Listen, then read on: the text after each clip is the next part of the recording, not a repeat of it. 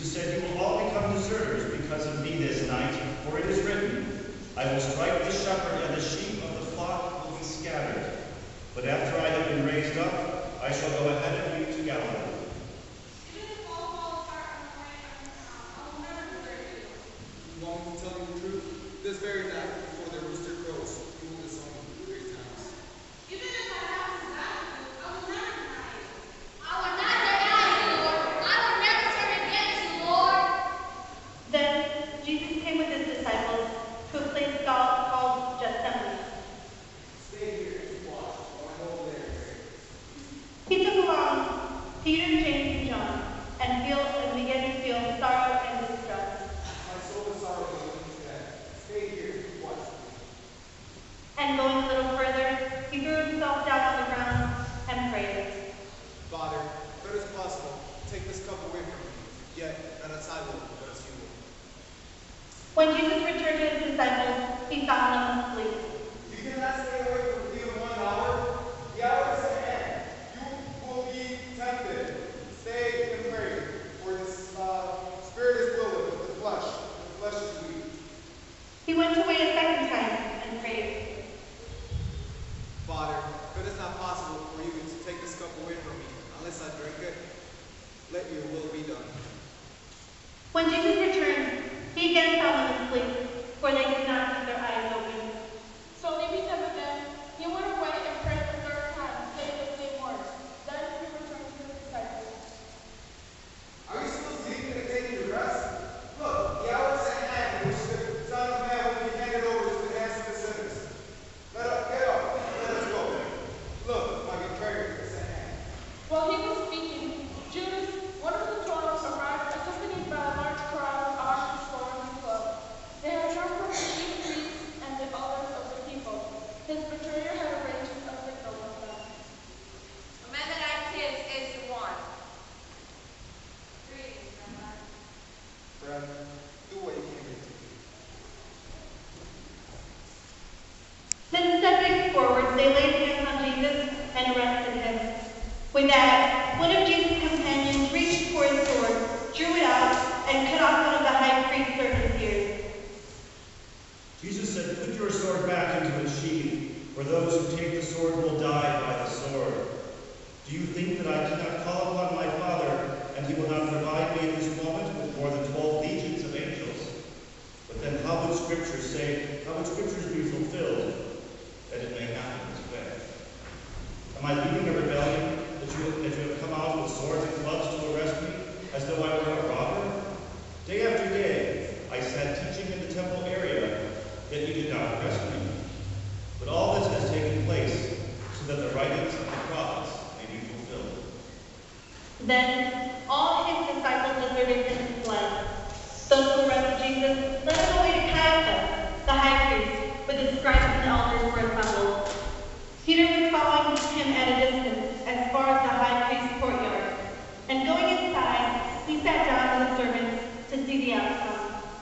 The chief priests and the elders and their entire family attempted to put all testimony against Jesus in order to put him to death. But they found him, though many false witnesses came forward. This man said, I can destroy the temple of God and rebuild it in 3 days.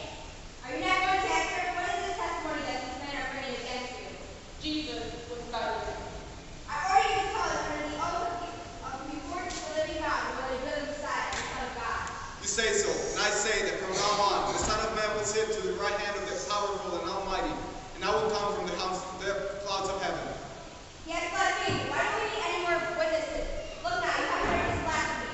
What is your verdict? He deserves to die! Kill him! Blasphemer! They spat in his face and struck him with their fists, while others slapped him. Someone said, "Prophesy for us, Messiah. Who is it that hit you?" Now Peter was sitting outside the courtyard, and a servant girl came over to him and said, "I think I've seen you somewhere. You too were with Jesus the Galilean." As he went out to the gate, another girl saw him and said to the people there, "I recognize you. This man was with Jesus of Nazareth." A little later, another bystander came over to Peter and said, "Surely you are one of them, for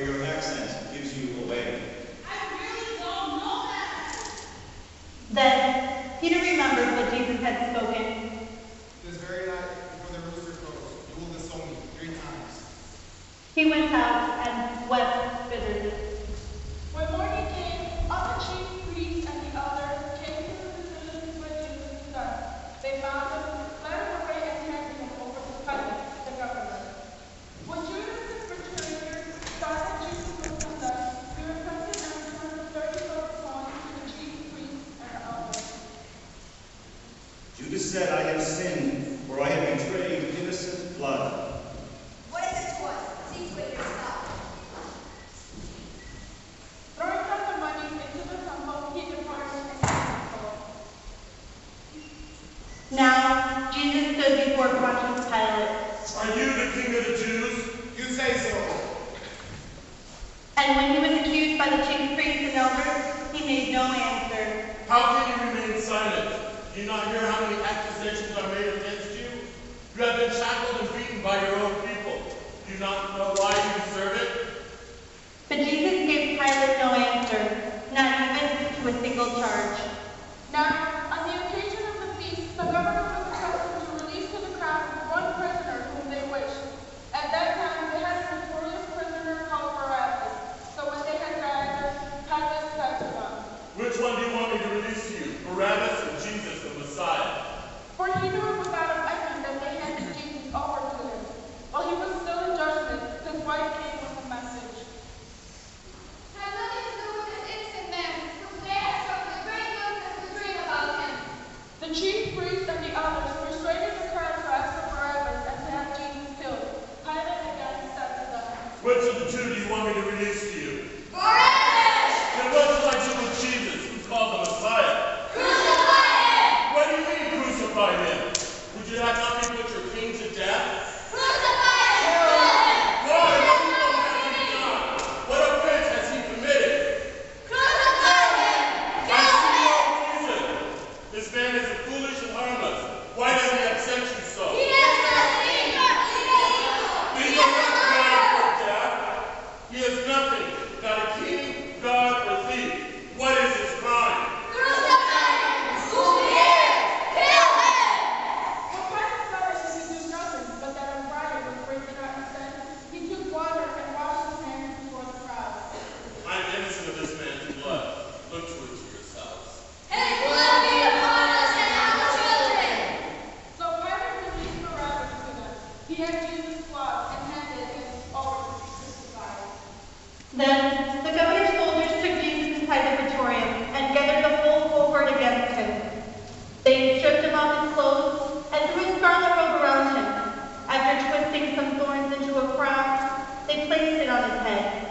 They put a reed in his right hand, knelt before him, and mocked him. The soldiers said to him, Hail, King of the Jews! They spat on him and took the reed and struck him in the head.